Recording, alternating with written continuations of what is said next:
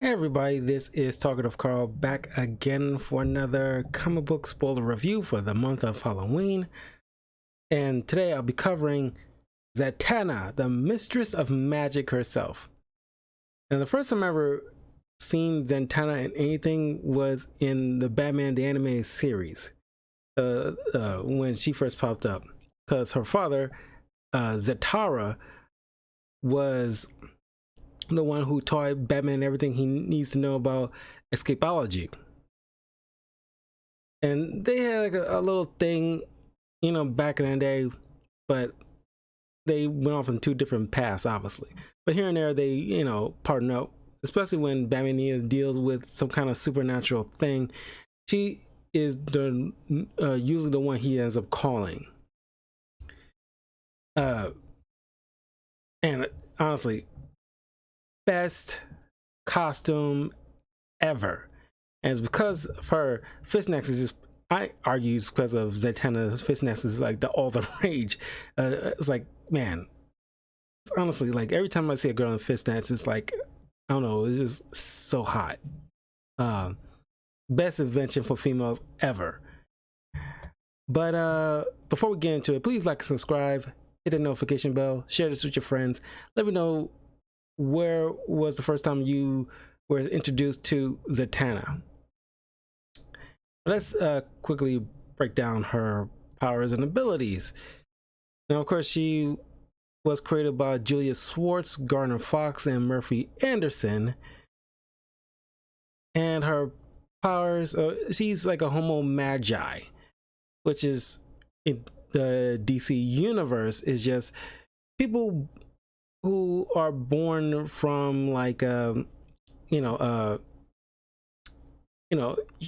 that like are super adept or attuned to magic more so than anybody else, or birth from like if a certain entity has sex with a human person and they have a kid, that would be like a homo magi. So, of course, she's like a magic user. Zatanna is one of the most powerful magicians in the world, having a mastery over both mystical and cosmic forces and able to manipulate reality. Although she usually performs her enchantments verbally, she is able to cast her spells by other means. She is powerful enough to be considered a sorceress supreme. Magical awareness, logomancy. Zatanna is able to speak her spells backwards to initiate a supernatural effect. Zatanna's natural backward speech has shown to make the impossible possible and to have a connection to the dark multiverse other kind. Atmokinesis. Zatanna is able to utilize her backward spells to manipulate the weather.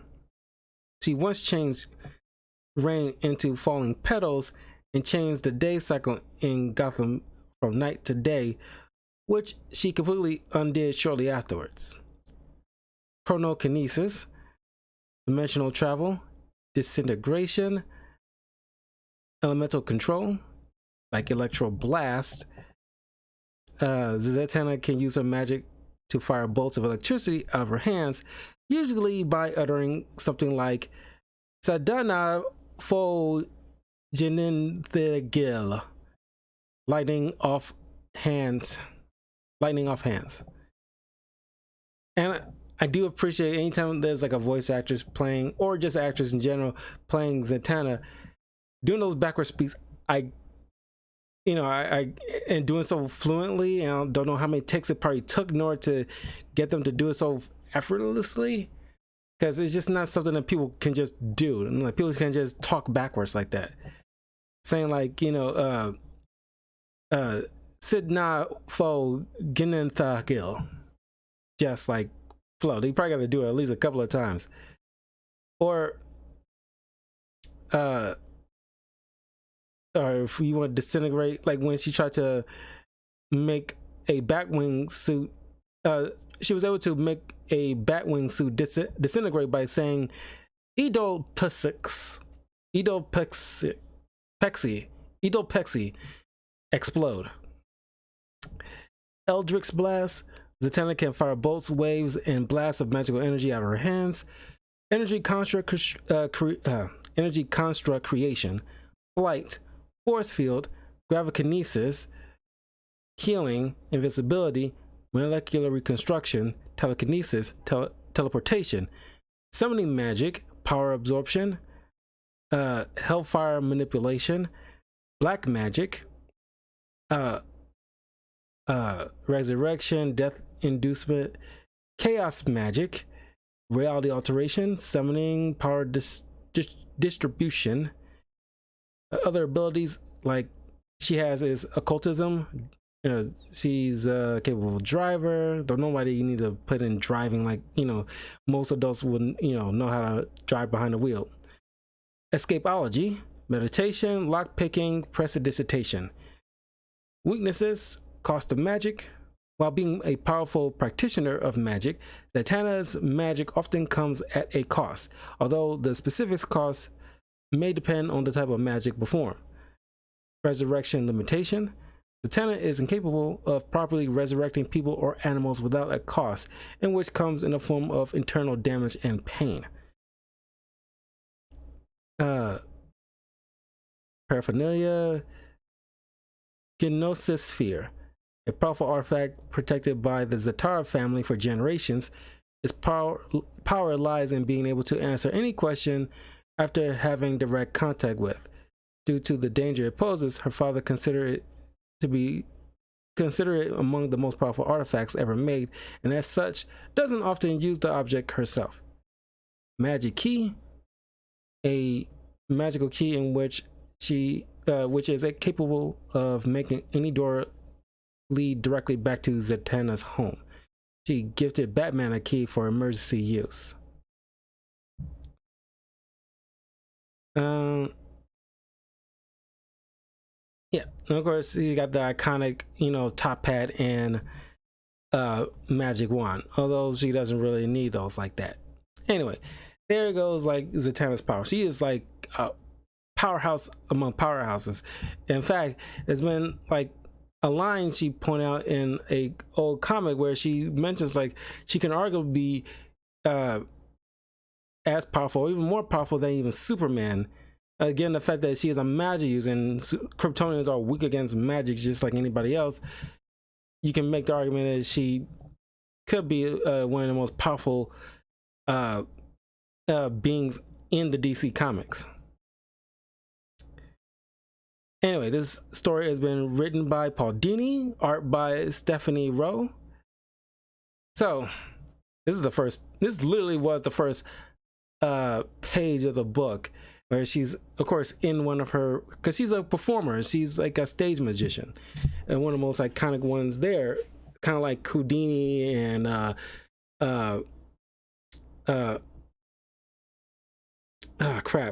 and like I'm blanking on their name, those famous magicians, because I'm blanking on their names.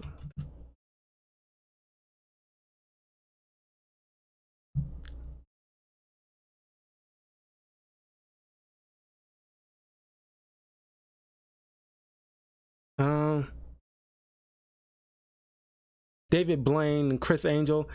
Yeah, she is like just like a David Blaine, Chris Angel type of person, like having to make the big bucks by just performing magic, and of course it's actual legit magic, but she does like well, it's, for all intents and purposes it's all legit magic, tricks that you can actually figure out.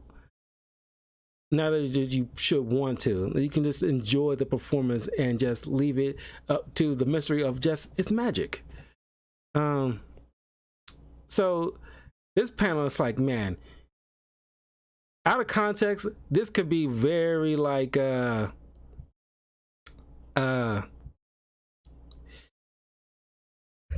of a better word, kind of like on the perverted side or kinky side, as to say. Very BDSM. Oh, before we even continue, because I see like this, because these stage characters are dressed up like DC villains that's like performing like, oh, this death-defying trick.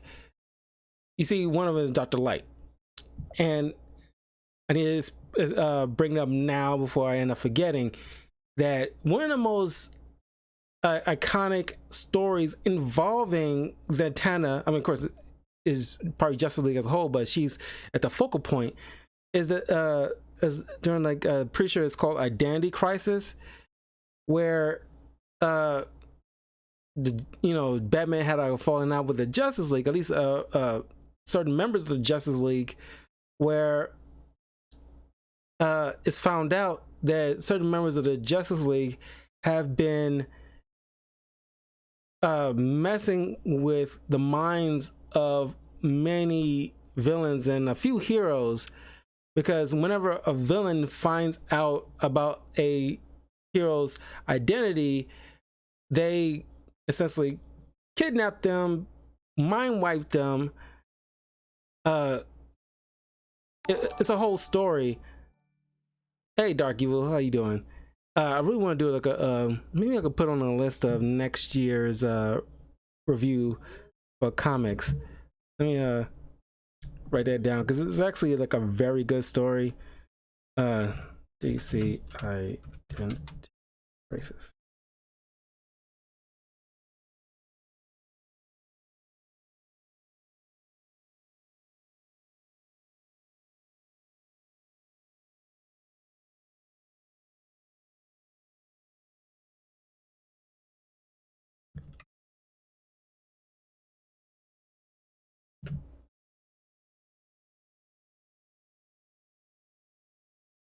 Because Zatanna was the one who's wiping the minds of people. Usually they could easily go to like Martian Manhunter, but I think like they went with something more, concrete, that isn't able, that not many people can just, because there's so many psychics that can undo this, but not many people can undo a magic spell like that unless you're really, really powerful.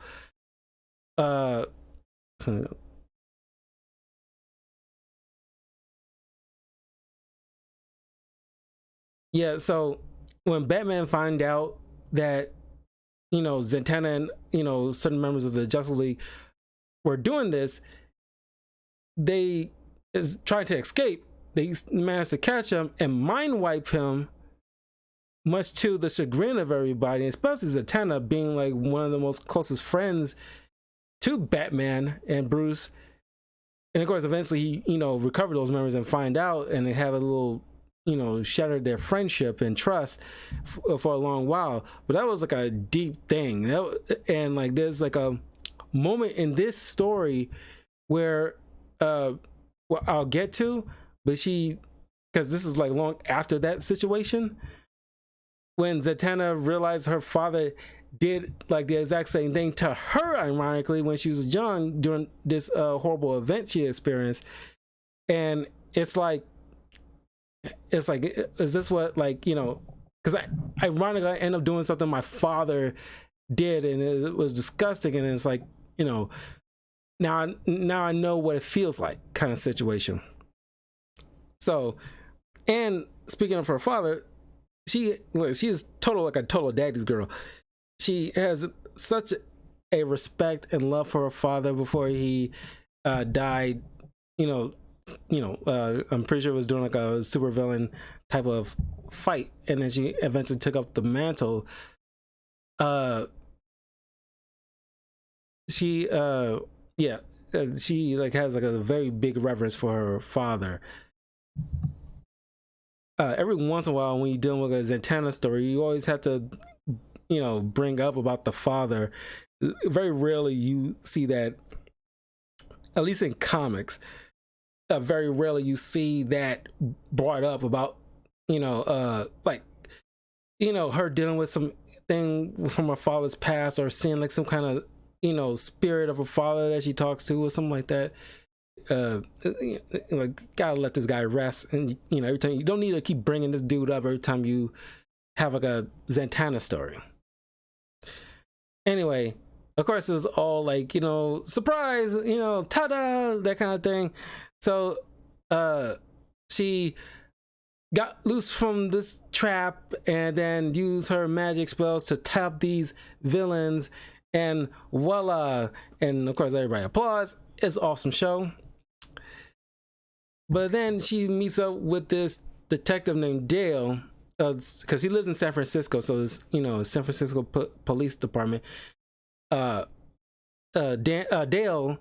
is part of this cult division where a bunch of people in this restaurant were killed, and most of them were changed into like animals, like, or at least giant animals, like a giant frog, one of them.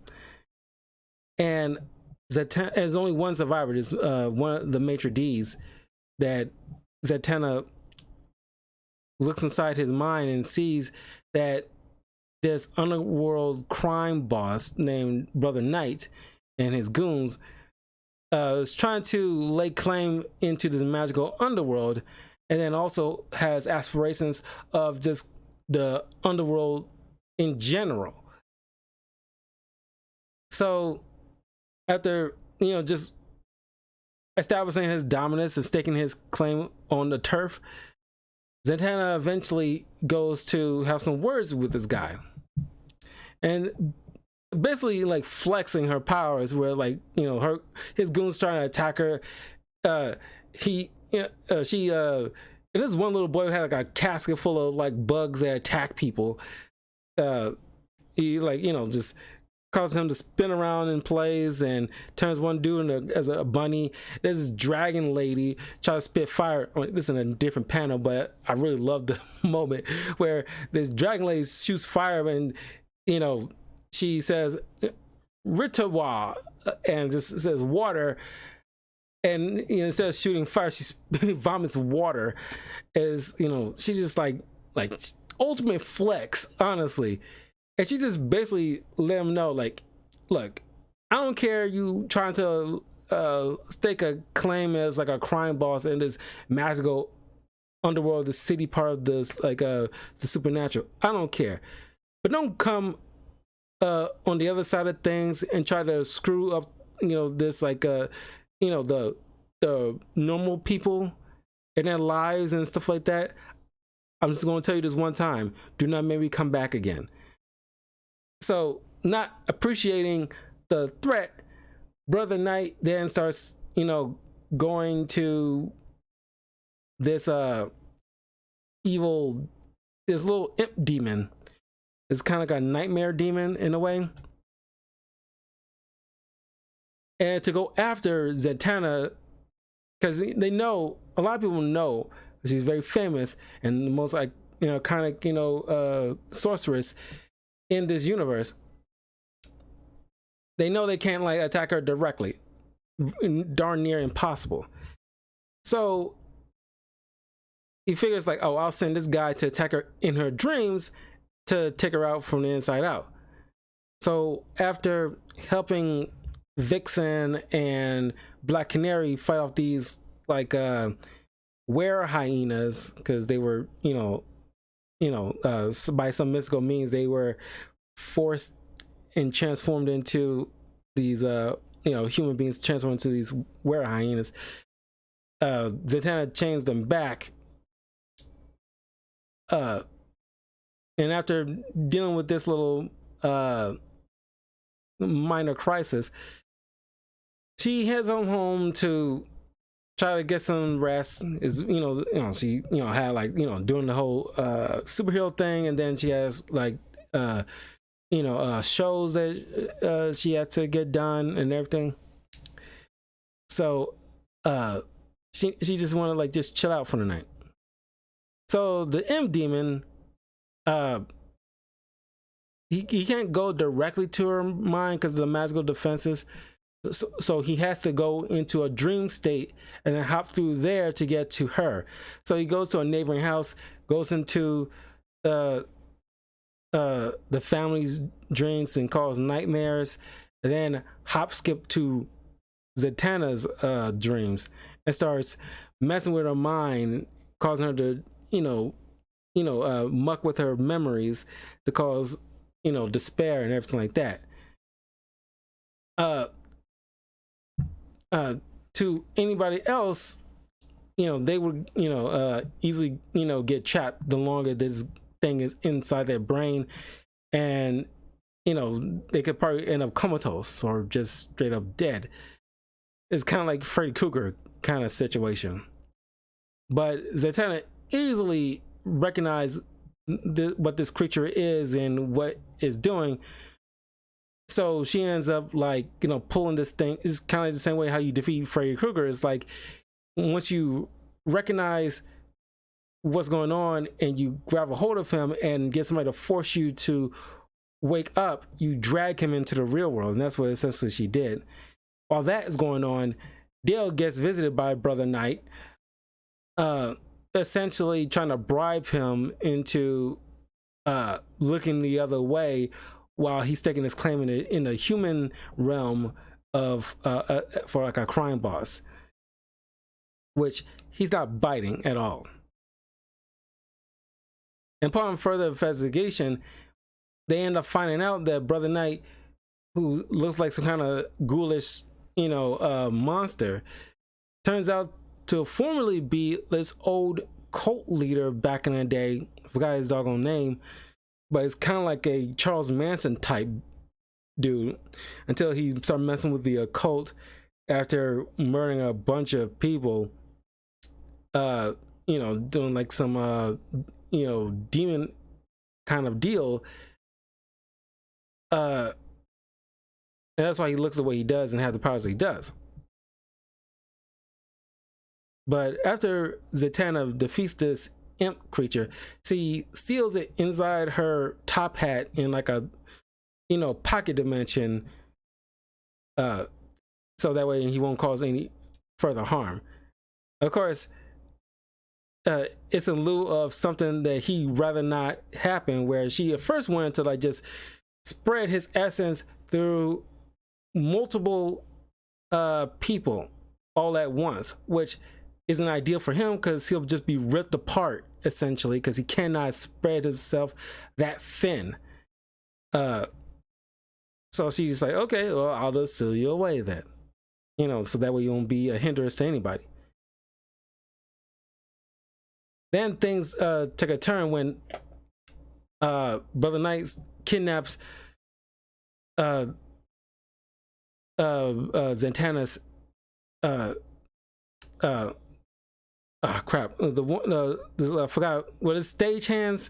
One of them being like one of her best friends. This lady named Mickey, or I'm blanking on her doggone name, but she probably shows up more time than anybody else that you see on stage helping fixing up the contraptions and everything like that for a magic trick. She and a bunch of other people get kidnapped by Brother Knight. So Zatanna has to go out and go find and save them. At the same time, Brother Knight decides, okay, I'm going to hit her with somebody who's probably as powerful as her. So doing like a previous adventure where Zatanna rescued the spirit of her father and he's supposed to be sent off to the afterlife, but Brother Knight at some point, interceded, took the spirit and held it prisoner, mind controlled it. So now he's going to use it to attack Zatanna. That's what I'm saying, like earlier, how like, when you tell like a Zatanna story, you cannot, somehow writers cannot help themselves of bringing up her father. So now she has to battle her father, magic v magic, at least on the same level as her. But then she got the brilliant idea of making a deal with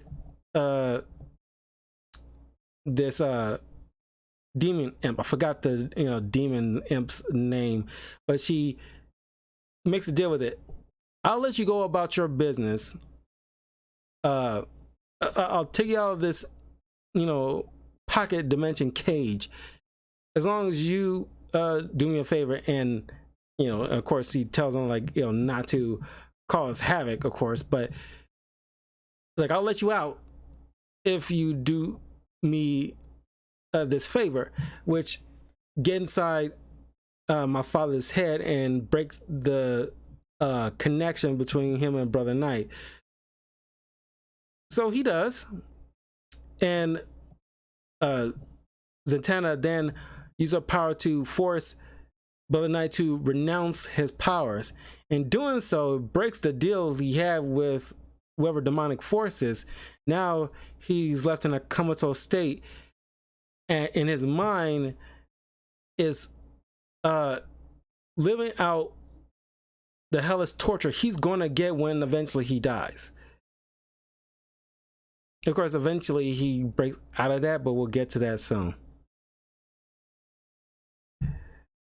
So she ends up saying her goodbyes to her father, and so his spirit finally can pass on. The next adventure is Zatanna, taking on the Royal Flush Gang, and it's been different people taking on the mantle of the Royal Flush Gang. In this case, they're just like in like suits and crap. They talk like those old timey, gangster, like, yeah, see, that kind of thing. Kind of like, I think they got like names like the Rat Pack, like Sammy Davis Jr. type of names. And sometimes the Royal Flush Gangs actually look like, the playing cards they're based off of: King, Queen, Jack, etc. So it's been many, iterations. Matter of fact, I kind of wish that in like a DC story, the Royal Flush Gang actually like a legit main threat, because like a group of, it's kind of like Ocean's 11, but the thieves are using flying playing cards as their getaway, and like different like weapons to counter any police or superhero threat. In my opinion, I think that'd be a cool thing, because I think the most, no pun intended, playing time they had is in Batman Beyond, more so than any other iteration of any DC property I've seen. I think they pop up here and there for a short bit, but yeah, Batman Beyond, they had like at least 3-4 occasions you see them, 2 of which they're in the main threat. I want to revisit Batman Beyond at some point, but yeah, the Royal Flush Gang is actually a dope concept to have like as a legit DC threat. Anyway, so they stole, they're in Vegas, they stole a bunch of money from one of the promoters of Zatanna's promoters for her that's funding her act in this casino.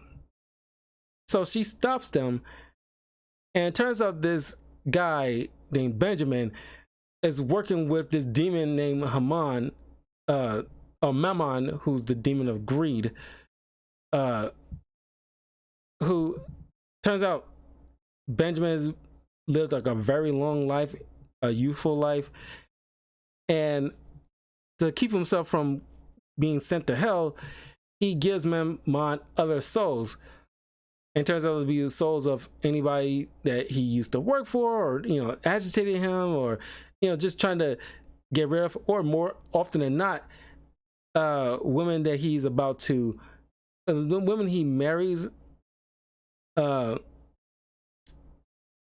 the next day offer up their souls in lieu of his to keep his youth and prevent him from going to hell. So now he's, trying to stage, he manipulated the Royal Flush Gang to steal this money, so that way he can organize or manipulate Zatanna to be in his orbit, so that way he can use her as a substantial sacrifice for another extended period of youth and staying on Earth. So, uh, uh, so those are the machinations in this adventure. And of course, Mamon's sending like, you know, these 3 fiery demon ladies to attack her. But before we get into that, we also are introduced to Zatanna's cousin, Zachary Zatanna, who is a powerful magician in his own right, but just not as good as Zatanna, because he's probably like a couple of years younger than her. Or at least I don't know. She specified because I don't think it was, you know, a year, maybe like months older than him, something like that. Because it looks like he may be at least a year younger than her. And of course, he's also not as successful as her when it comes to stage magicians, but he looks up to her in a way, because she's the one that taught him everything that he knows about, you know, magic tricks. She walks in expecting to relax after dealing with the Royal Flush Gang, walks in and see this humongous party in her room, and while Zachary is trying to hook up with his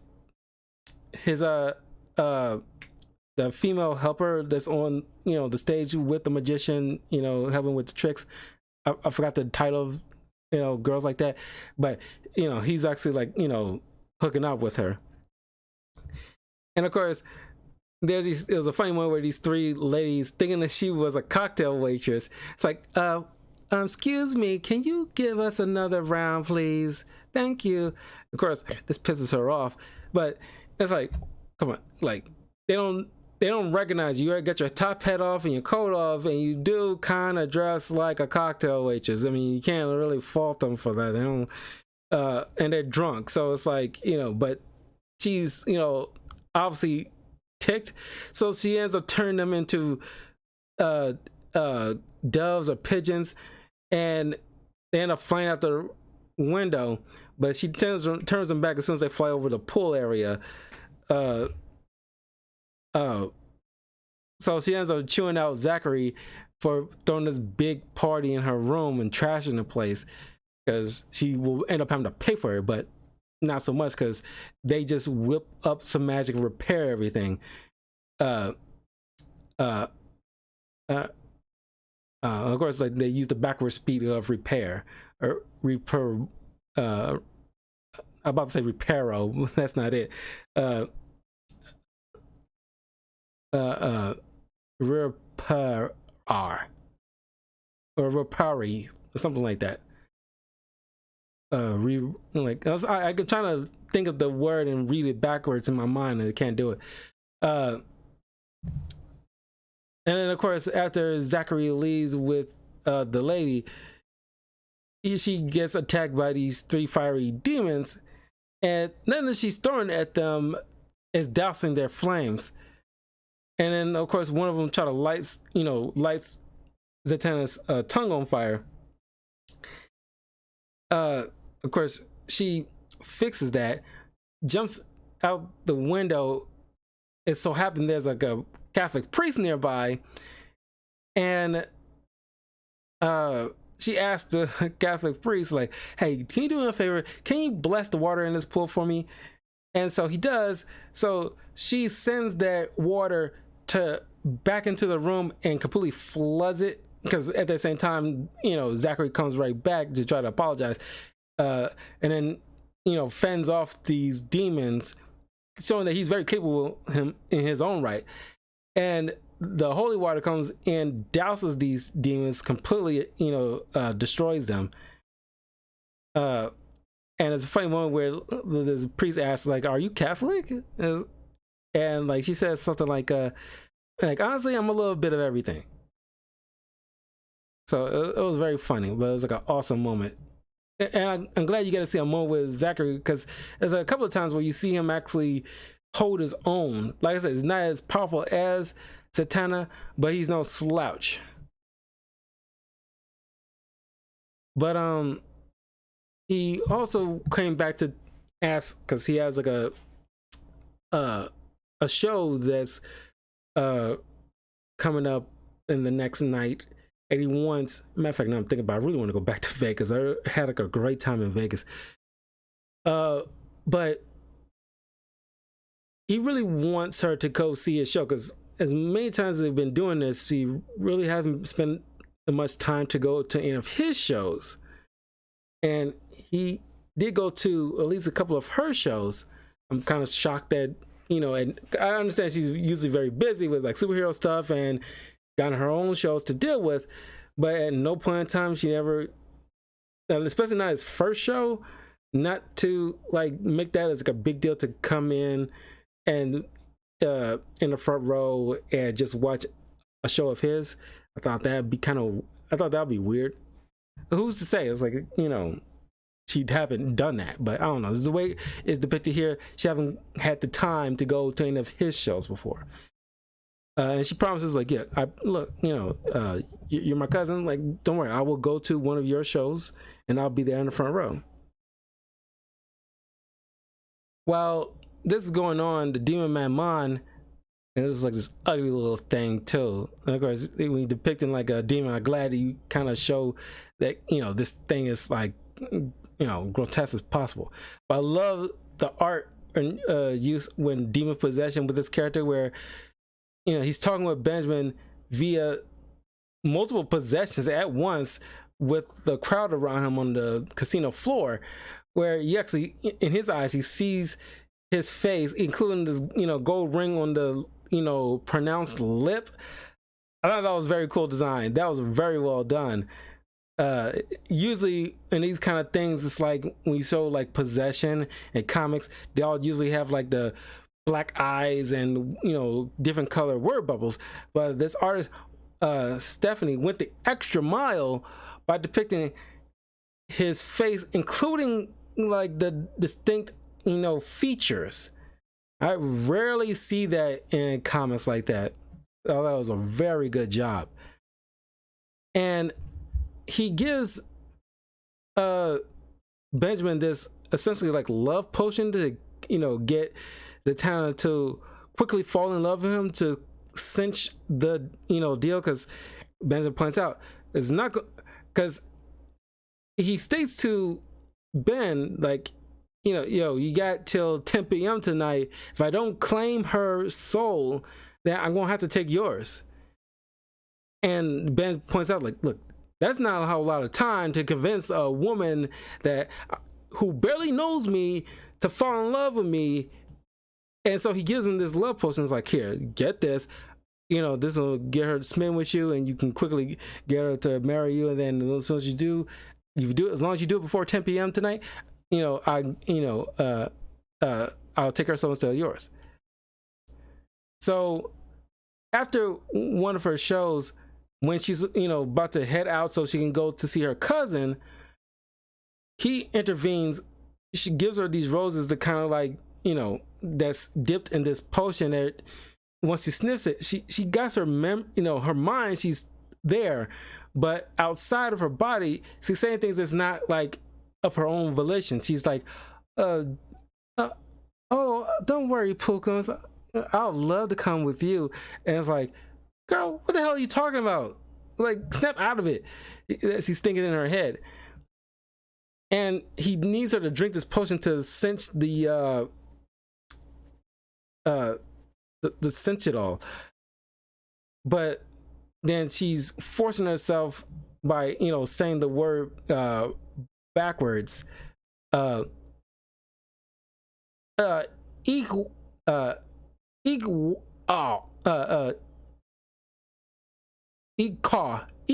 put. No, not put. That's an exclamation point. I'm sorry. Ikapu. Wake up. Just to get herself out of that trance. And then he ends up sending out these ghoulish beings of people who were sacrificed in his stead to keep himself young and out of hell. And she ends up getting knocked out and forced into this marriage, ceremony. All the while, Zachary, who was upset at first because the fact that she never showed up at his performance, and once he goes to her room and sees how everything is like disheveled, and he sees his petals, one caked in blood, and he uses it to track her down, knowing that, okay, something's wrong. And then he teleports into the ceremony and stop the whole entire thing, get her out of the trance. And like they start fighting off all these ghouls and Mammon. And until the point of 10 p.m., and I was like, well, it's too late now, so I'm gonna claim it so. So Benjamin begs Zatanna to, as he's aging rapidly, begs her to change him into something that doesn't have a soul, because he said he'd rather to have that than what awaits him in hell. And she says, are you sure about this? And it's like, yeah, I do not want to go to hell. Like, I would rather be an inanimate object with no soul than to have a soul and end up in hell being tortured for eternity. I don't want that. I really don't want that. So she turns him into this solid gold rock and tells Maman, like, here, claim your prize. And somebody who loves like greed and treasure and like, all in all its aspects, this should suffice. And he's like, agreed. And he takes that. But he did make a promise, like, look, one day I will be back for you. So the next adventure, Zatanna ends up going to Hollywood, California, which she never liked. Her father liked it because he loved like the movies, and he loves like like California's aspects. And of course, she, as he narrates, points out how like this whole place is just built on fake. Even the palm trees seem fake to her. And it's like, yeah, I mean, people in LA, I'm sorry, it makes sound rude and messed up, but y'all do kind of live in some kind of fantasy type of land, and y'all got a different way of just the attitude and different way of thinking over there. It just seems, very just beyond. I'm sorry. It's like, it's probably a nice place to visit for a little while, but I do not want to like stay there. I cannot. So I feel Zatanna's like frustration with the entire state, especially like Hollywood. But she goes there because there's this museum that's being erected, this magic museum, with the curator or the director, this lady who has collected these iconic magical artifacts or clothes worn by iconic magicians of old, including a pair of glasses that belonged to Zatanna's father, and a turban that belonged to a guy she looked on as like an uncle that was best friends with her father, both of which has obviously long since passed away. And she want to make sure she's there to help with the grand opening. And then of course, once everything is sealed away in storage before like the grand opening, Zatanna put a little spell to keep anybody, especially from those who are of magical nature, from trying to break into stealing of these artifacts. Lo and behold, a few of these clothing, like the turban, a jacket, the boots of Dr. Fate, glasses of Zatanna's father, a pipe, and some gloves and a cape, they all formed together to look like somebody, like an invisible man. Almost look like the Invisible Man is wearing this kind of stuff, but it's just these clothes are gaining sentience. But the others are not in their control. It's the turban. Each these pieces of clothing have the essence of their wielder, and gain some kind of sentience on their own somehow. And the turban is like the lead, and he's a little bit has a bit more influence than the others, while the other just want to rest in peace, or at least wither away and like not be involved anymore.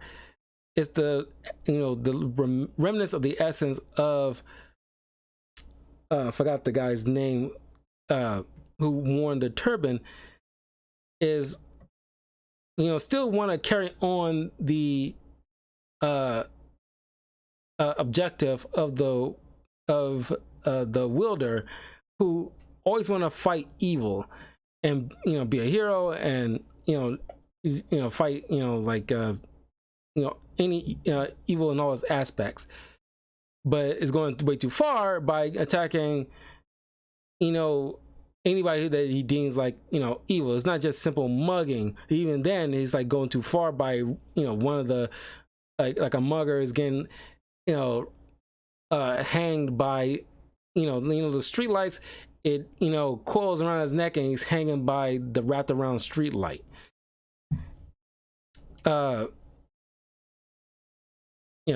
What's the term, like Sargon? I keep want to say Saban. Sargon was the wielder of that turban, and now his essence is manipulating the other essences from the other clothing. So in order to defeat it, Zatanna influenced the remnants of her father's essence within the glasses, because as powerful, he's like obviously more powerful than any one of the other, especially more so Sargon, who's influencing everybody else. As long as he got her father, he can like manipulate the others, because obviously he's more powerful. And now Sargon's essence is like overpowered, and now everybody can just rest easy once she dealt with all that. Then next adventure, Zatanna is seeing this therapist. It's not like an ordinary therapist. This is a magic therapist in a way. This is like a therapist on this nexus plane, that anybody who's of a significant magical power is able to astral project themselves to this nexus point to have a chat with this therapist. And this is a unique one here, where the therapist, you don't know who or what's its actual form, because whoever goes to see this therapist, they can look like anybody who you're comfortable talking with.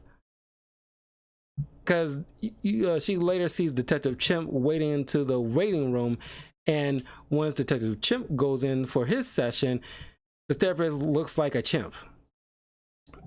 So for Zatanna, she's human.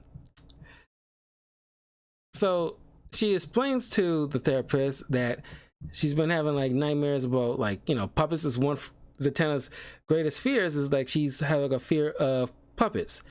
I forgot what the phobia is called. I can look this up.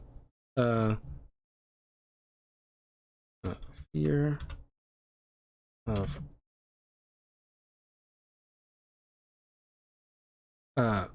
pupaphobia. Pupaphobia. That's what's called. And that's what Zatanna has, a pupaphobia. And it all stems from what happened to her as a young kid, where she thinks it's a nightmare. Where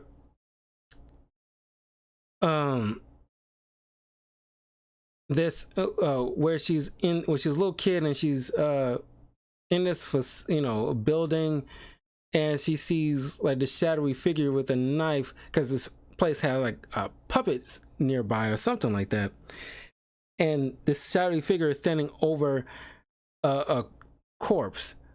And after that, everything goes blank. It wasn't a nightmare, it was like a memory. And um but the session's over, but she has to like, meditate on this so she can get back to Zatanna, so she can dive more deeply into this fear and how she can overcome that. So during this grand opening, she and the carpenter that helped with her props are being honored at this event. And as she's walking past, he sees like a, puppet who seems to move on his own, but she kind of like, brushed it off like, okay, maybe this is a trick of my mind. My fear is probably over, make me see things. But then as she's like accepting her award, she look over and she sees this puppet just standing off to the side, staring directly at her. So she freaks the heck out. She runs out off stage and sees that the puppet is still in his case. So now she's like really thinking like, okay, I'm really, really freaking out. So here's the thing, where because he used to have like thought the puppets were cute, because her father like took her to this building, and while he was dealing with some business, she ends up witnessing like a murder. But after that point, she ends up forgetting.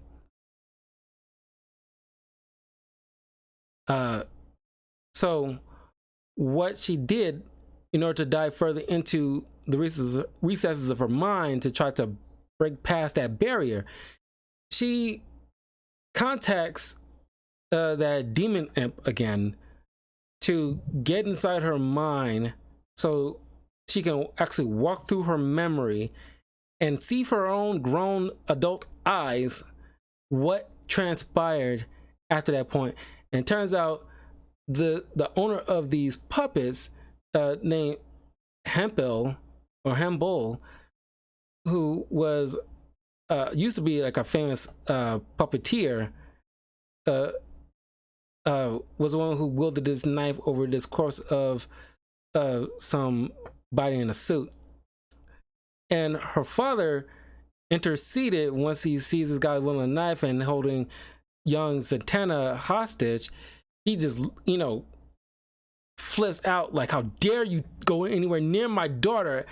And so he blasted him away from her, subdued him, and then turned this guy into a puppet. And of course, little Zatanna was freaking out. And so just to keep her calm and try to avoid any type of, potential trauma, he mind wipes her. And that's why, she had a hard time getting over why she has the fear of puppets and why she blanked in this moment. And then that's where it circles back to what I stated earlier in the video about identity crisis, where Zatanna mind wiped a bunch of people, and it's like her father did the exact same thing. So and as the demon points out, well, it's like the apple doesn't fall far from the tree, now does it? So now she ends up waking up tied to the bed with marionette strings by this puppet, who the puppet is called like Strangles McGee, something like that. But it turns out to be Hempel in his puppet form, and he's seeking revenge. He can't get the revenge on the guy who did it, so he, taking his pound of flesh out of Zatanna. But she ends up breaking free, caging him, and listen to his story, because he points out about how like the whole entire thing was complete misunderstanding. Your father completely overreacted. I I was I was in like the top of my game in like the puppetry, and everybody loved me. But as soon as superheroes came around, that's where all the love comes in. That's where the love went, and like my career kind of plummeted. I was going to see this manager who gave me a shot right after like this other like it's kind of like the Night of the Apollo kind of situation, and there's a different performer that went on before him. He didn't care as long as he, at least try to get a shot to reclaim his fame. And the manager tried to swindle him out of taking a part of any money that he was supposed to get. He was going to refuse because he ain't trying to, deal with any kind of kickbacks or anything like that. So the manager tried to attack him with a knife. He, overpowered him, and in the scuffle, it kills the manager. And that's when he saw little Zatanna roll in with a knife in hand. She freaks out, and he's trying to keep her from alerting anybody, but right in the middle of that, because he panicked, and then Zatanna shows up, assumed the worst, like I was gonna hurt you. So he just completely went beyond what he needed to do, turned me into a puppet. And Zatanna points out, was like, you couldn't talk with him, you couldn't say anything. It was like he did give me a chance. As a matter of fact, he could have done any other thing. He could have stunned me, transported me to the police station, but no, he decided, turn me into a puppet was a proper punishment for me. And I spent the rest of my life as a puppet, who can't hardly focus.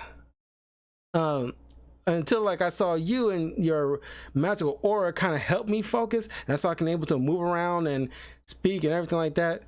So listen to his sob stories. Zatanna was like, okay, she felt a little bad because that scene, because as a matter of fact, when they brought up about the whole mind wipe situation, and she kind of got a little disillusioned by her father. It's like, wow, you were willing to do that to your own daughter, and who knows that maybe you did go too far with this guy. You could have definitely transported him to a police station or something, but you turned into a puppet immediately.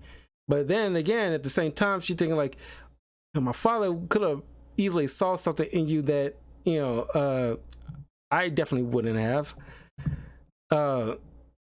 Maybe he had a good judgment of character or something.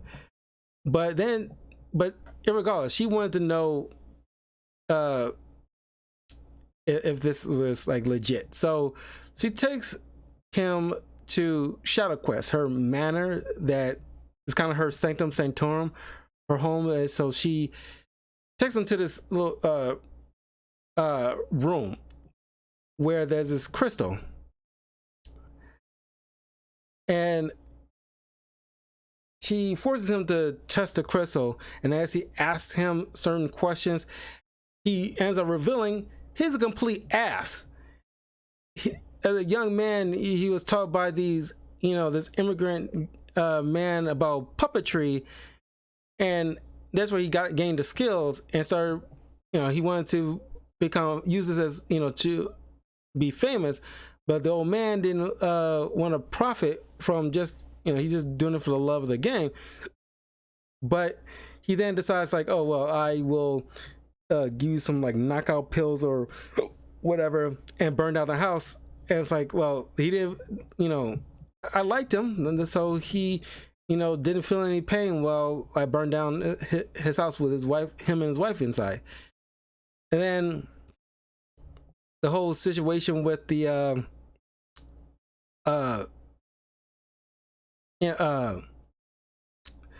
the whole situation with the downfall of his success, that part is true. But the whole ordeal with the manager, all that was complete lies. So he was down on his luck. He was trying to get more money from him. It's kind of like the whole situation with in the first Spider-Man movie with Peter Parker didn't stop the thug from taking money from that wrestling manager. I forget the part where it's my problem kind of situation. So he that's when little Zatanna sees him with the knife, and he actually was about to hold her at knife point as a hostage, and that's where dad shows up and did what he did.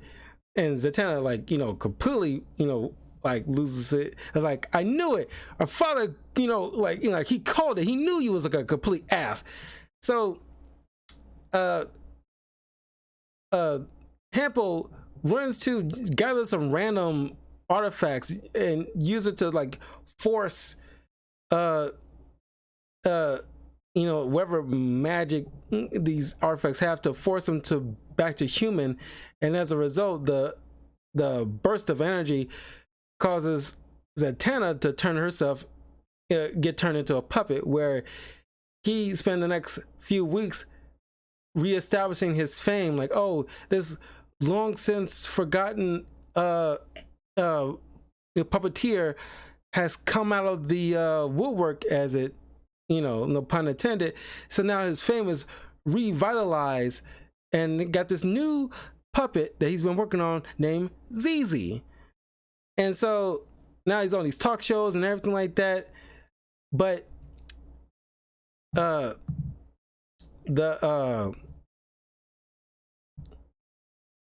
lady, I keep forgetting her name. Yeah, Mickey. I knew it was like Mickey. I thought I was tripping. Yeah, Mickey, figured out that something was wrong, because he came into the dressing room dressed like a makeup artist, very sleazy Daisy Dukes kind of thing, and hit the guy with some knockout gas or chloroform or something like that to knock him out, so that way she can try to help Zatanna. Turns out that, working with Zatanna long enough, she realized that, she isn't a stranger for disappearing for a few days, maybe up to a week, but she usually ends up coming back in some shape or form despite the crisis. But for 3 weeks straight, nearly a month, that's where she, started to realize, okay, something's up. Especially after going to her house and seeing that, it's in the same condition as the last time she saw it. So then she, which is kind of very convenient in my opinion, is probably my biggest con that I saw so far, but maybe it's more of a nitpick. But where she's flipping through the channels and she sees this puppeteer with a puppet that strangely looked like Zatanna. So that's where she went on this little investigation and figured out that this puppeteer had his stuff on display at the same museum that they were attending before. So Zatanna got a hold of some magic artifacts that Hamble kept in his bag, used it to at least get her to move about on her own. That's when Hample wakes up and tries to put the whammy on Mickey, but luckily a very long time ago, Zatanna put a spell over her, so just in case some kind of magic tries to hurt her friend in any kind of way, it will repel any spell back to the sender. Which, when Campbell tried to turn Mickey into a puppet, it just rebounded back to him, and now he's back into a puppet, and Zatanna's transformed back into her human self, and then sealed this guy up into this metal vase for all time now. And that's when she goes back to the therapist and tells the therapist, like, look, I'm over my fear now. I solved that mystery. That's behind me. But when she steps out, she sees Brother Knight again, because he wakes up out of his coma, and now he's on his way of, because he's in like a prison system, getting ready to get processed to be transferred to either Arkham or Bell Reeve, something that has like some facility that has like the capabilities of holding somebody like him.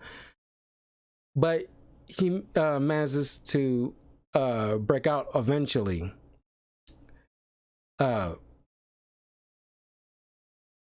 But he sent his astral form to this, because this being has no qualms on who comes to see her, whether they're a good guy or a bad guy. As they have the power to send their astral form to this point, they're more than welcome. So this is kind of like a neutral space, so there's no fighting. So to him, he sees like a demon lady as his therapist. I thought that was very interesting. So here on out, it's just going to be like just a serious one-off adventures with Zatanna. Matter of fact, my biggest gripe with this 16-issue run is that you don't see any, because clearly Brother Knight's supposed to be this like overarching villain that Zatanna has to deal with, but you don't see a conclusion with this guy after he breaks out and he takes back the club that he owned that was turned into like a goth club. But Zatanna is dealing with this wannabe rapper dude who has this whip connected to a lip or blade. I think it was like a blade or something like that, connected to this fairy from England who pretty much like rewinds time for a few seconds or something like that. He's kind of like, like rewinds. It's just for lack of a better word, he rewinds things. So anytime he's getting attacked, he throws this, blade. It rewinds everything, and that way he can gain control. And he's attacking just, I don't know. He's just a glorified killer. He just attacks any kind of like. He just takes what he wants, attacks any supernatural thing he wants. It's kind of just a know-nothing, boring character. But what's awesome about this is where, like, when a Zatanna is trying to deal with a guy like this, he keeps, bundling her spells. But thanks to the fairy giving her a clue on how to stop this guy, is instead of like relying on your normal means of backward speaking, because everything just get reversed and go back to normal dialogue.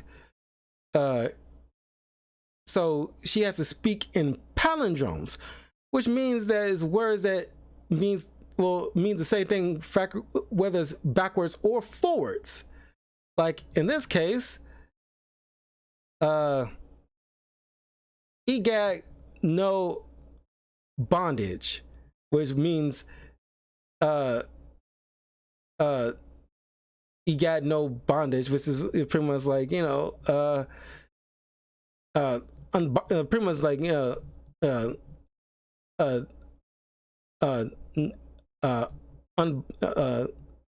bondage on, or just unbind me, pretty much.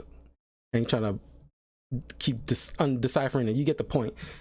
But I thought that was very clever on how to deal with something like that. When somebody tried to mess around with time and it caused her backward speak to be forward, well, to get around that, just do palindromes, so that way you can cast your spells, and it doesn't matter if it's backwards or forwards, it will do the exact same thing. Of course, thanks to this magical cat that either pops up for Zatanna to feed it, or just to show what's to come in the future, thanks to its jeweled left eye, one of which is preparing her for Brother Knight to be like a future threat that she has to look out for, which is obvious, but also an encounter with the Spectre, which is in the DC universe the right hand of God's wrath, which in most cases he's a good guy and he helps out with the Justice League, and he actually was part of the Justice Society of America, if memory serves. But in most cases, he is like probably like terrible to work with, or you really don't want to deal with him because he's extremely powerful. Excuse me. And he's kind of like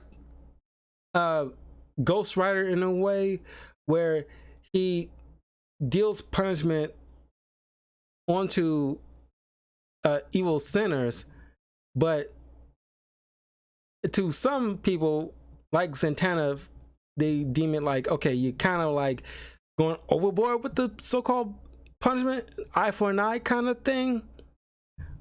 So thinking that she'll have to deal with him, she's trying to circumvent that by meeting up with him. And it's like, do you have any problem with me? Like, is there any beef or anything like that I gotta concern yourself with? He says, no, I ain't no problem with you. Unless you wanted to be a problem, I don't have a problem. That kind of thing. Might be something ducktailing into some other adventures that's not in this run, but it's kind of like a warning that who knows how the future might shape up. Something might transpire that cause these two to clash. Well, of course, like, Brother Knight escapes the prison, but Z meets up with the Spectre as he is punishing this creep of a businessman who bankrupt or just flat out ruined the livelihood of his employees. And so he's about to dip him into this pit with this the stapler remover, about to crush him. But Z intervenes and just turns this guy into a rat, because like, okay, this is more of a proper punishment. You're probably taking it way too far, but it doesn't matter to Spectre. He turns that stapler remover into a snake and causes it to eat this thing anyway,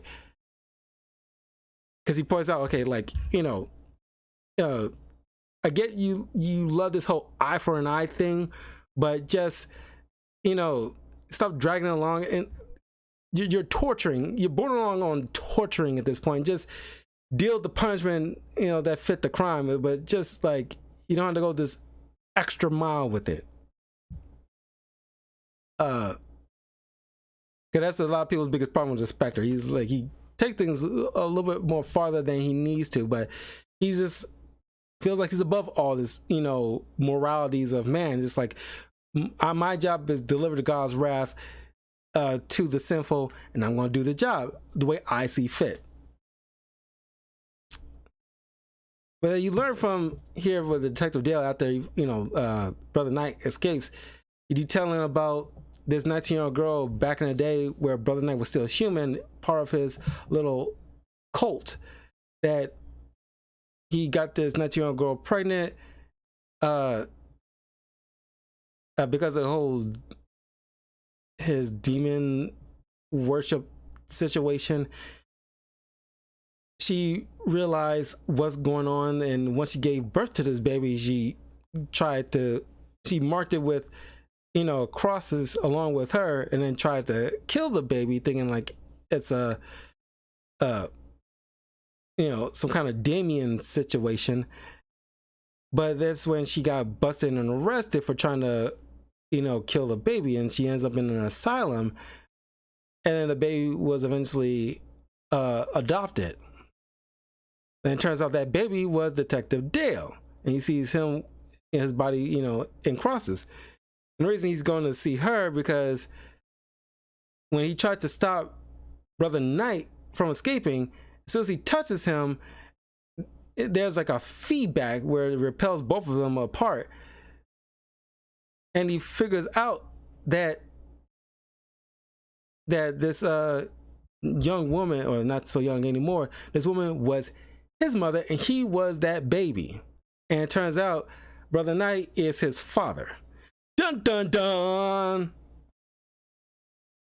So like, another criticism, I kind of wish they kind of wrapped up this this run with that being resolved somehow. But then you got another short little adventure with Zatanna and her cousin. He's trying to have a nice little night at a club partying with some girls, flirting and everything like that. And while some meathead dudes trying to like, dance close to her, like, hey, hey, hey, and they way too close for her comfortability, so she just magic them into some speedos, and completely embarrassing them as she's walking away because she's getting way too close for her liking. And while she's trying to chastise him, and like, I'm not saying I don't like it here, this family here, but it's just like she's, as he points out, you're not his dad. And it's like she's kind of chastising him. But her grievance is that he doesn't take things too seriously and doesn't mind the details. And, this stems from them performing together on stage and he missing his cues and trying to do his own thing, and she doesn't like it. And that's when, as he's trying to hit on this other girl, turns out to be some kind of succubus. She tries to puppet him to attack Zatanna, but Zatanna tricks her into trying to utilizing her brother and, causing mortal harm to her, which what you think she was doing with him in the first place. But she tried to force Zachary to use a spell to pull out Zatanna's heart. Well, because there's a bewitchment, going on where these two magi cannot cause, maybe it's because they're blood related, cannot cause that level of harm to each other. It causes like a massive feedback, which breaks her control over Zachary, and then she ends up like disappearing or something like that. You never see her again. But Zachary doesn't take a moment to say thanks. He just immediately starts hitting on another girl who's trying to find her purse. And then here comes these two meathead dudes. It's like rolling up on Zatanna's like, hey, can I get your number? And just the level of like, oh my God. It's the funniest, issue that I read. Oh my God, it was hilarious, man. There's another issue, which is like a cool little mini adventure where these huntsman is going after Zatanna, trying to, because they're like these century spanning huntsmen that goes and tries to take out supernatural threats, including witches and warlocks like Zatanna. Knowing to deal with them is probably at a distance, wounding them so they can finish them off, so that way they can't speak any spells. So like an arrow just shoots through a window in her room, hits, nicks her neck, so that way, she can't really speak thoroughly, but she, gives her voice time to heal while one of the leaders is monologuing about how they've been going after vampires, werewolves, warlocks, and other entities. And with her throat healed, now she ends up sending these, a-holes to the past during like the colonial period, where in front of everybody, and they assume like, oh, these must be witches, so they gotta be burnt at the stake. And their cries are not heeded or anything like that. They cannot explain how this all happened because they won't believe them. So of course they won't legit get burnt at the stake. Zatanna just let them sweat a little bit, get a taste of their own medicine before she sends them back into their present timeline in a prison cell. But I thought that was very cool. It was a very cool thing to deal with these witch burning type of people. Then the last story, if you remember Chiron the Witch Boy, you see him a few times in Justice League animated series, and one time in Batman and Robin the animated series, where he has his little pet cat and he calls all these kind of like chaos, usually to like Etrigan. You got this boy named Urian who comes from the same place as Chiron the Witch Boy, this place called Limbo. It's called Limbo City, Limbo World, something like that. and he comes in to ask Zatanna to like, hey, make me your apprentice. All this was a ruse because he's trying to find like the book of maps that helps him go to any dimension that he so choose to. Don't know why he doesn't have that kind of ability anymore, but maybe his magic ain't on that kind of scale.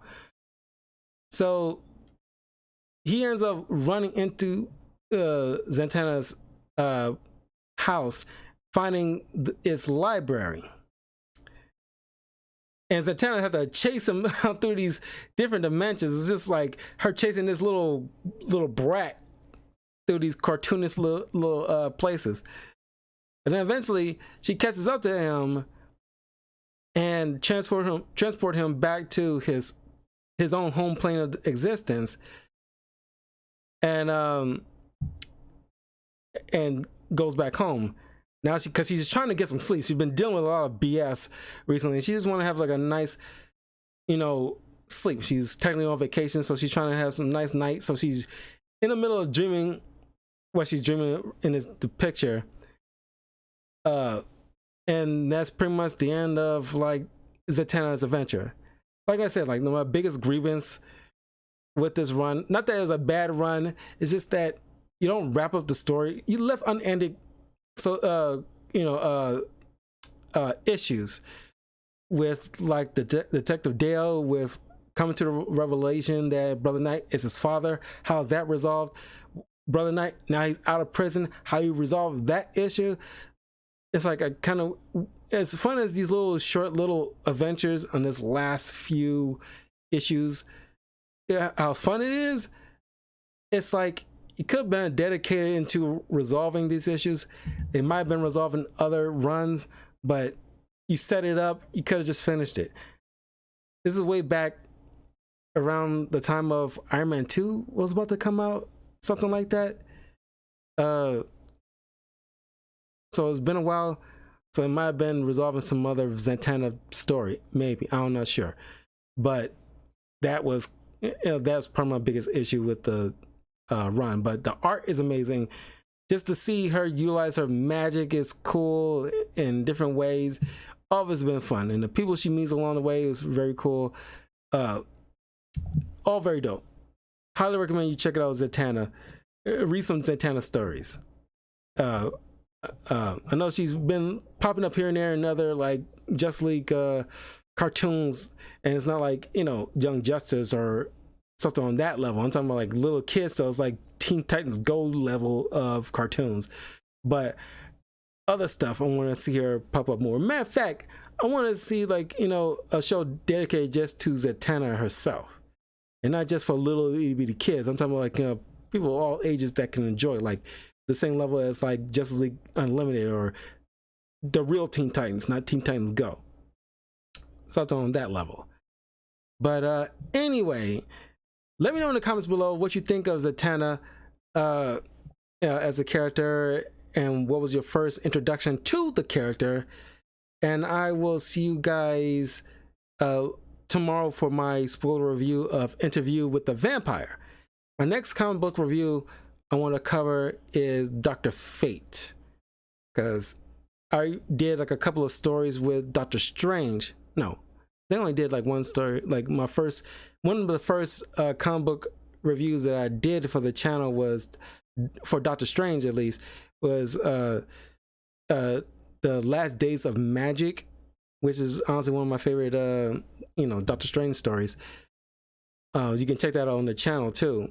Mind you, this is my early phase of reviews, so it's a little shaky here and there in terms of like getting to the swing of things, but definitely check that out. But